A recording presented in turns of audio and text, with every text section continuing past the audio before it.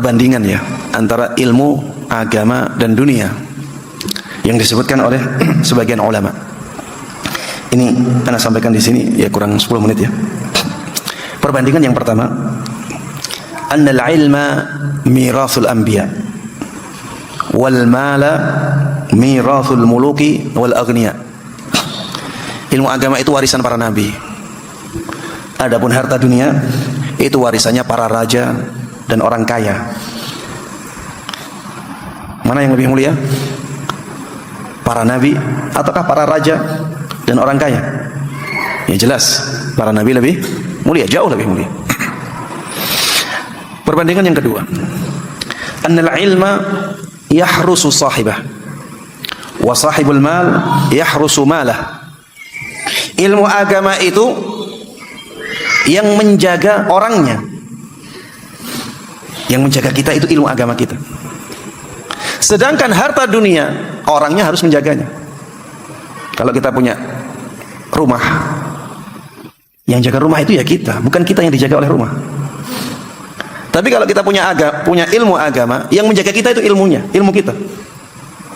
Yang menjaga kita dari keburukan, ya, dari kebejatan, dari kemaksiatan itu ilmu kita. Tapi kalau harta, kita yang harus menjaganya. Kita punya mobil harus kita jaga agar tidak dicuri. Kita harus letakkan di rumah kita. Kemudian kalau ada kerusakan kita yang harus memperbaikinya. Ini perbandingan yang kedua. Perbandingan yang ketiga, annal ilma yazdadu bil badli wal ata wal mala tudhibuhun nafaqat ada sadaqah. Ilmu agama itu ketika dibagikan, ketika diberikan, itu malah bertambah. Ini sangat terlihat ya ketika seseorang itu sudah sering menyampaikan kajian, semakin banyak ilmunya. Makanya antum bisa bandingkan ya dengan antum bisa bandingkan orang yang baru lulus dari kampus ternama sekalipun, yang belum terbiasa menyampaikan kajian, lulus dari kampus tersebut, dia tidak terlihat ilmunya. Bandingkan dengan lulusan pondok, lulusan ya SMA ya, pondok yang dia mondok. Setelah mondok, dia menyampaikan kajian banyak sekali. Setelah 4 tahun, yang tadi kuliah 4 tahun juga. Coba bandingkan dua orang ini. Kita akan melihat yang sering menyampaikan kajian itu ilmunya lebih banyak. Kenapa? Karena dia sering menyampaikan. Dia sering memberikan ilmunya. Semakin sering memberikan ilmu, ilmunya semakin bertambah. Ini sangat berbeda dengan harta. Harta itu semakin digunakan, semakin apa? Habis. Harta itu semakin digunakan, semakin habis. Kalau ilmu semakin digunakan, semakin bertambah.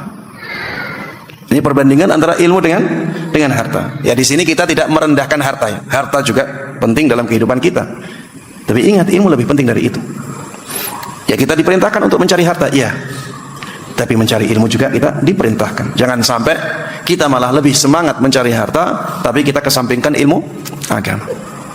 Yang berikutnya, perbandingan yang berikutnya, annal ilma yurafiqu sahibahu hatta fi qabrihi wal mala yufariquhu ba'da mautihi illa ma kana min sadaqatin jariyah. Ilmu itu akan menemani orangnya bahkan sampai ke kuburannya. Nanti ditanya, man rabbuk wa man nabiyyuk wa ma dinuk. Itu menjawabnya harus dengan ilmu. Ilmu itu menemani orangnya sampai di kuburannya. Beda dengan harta.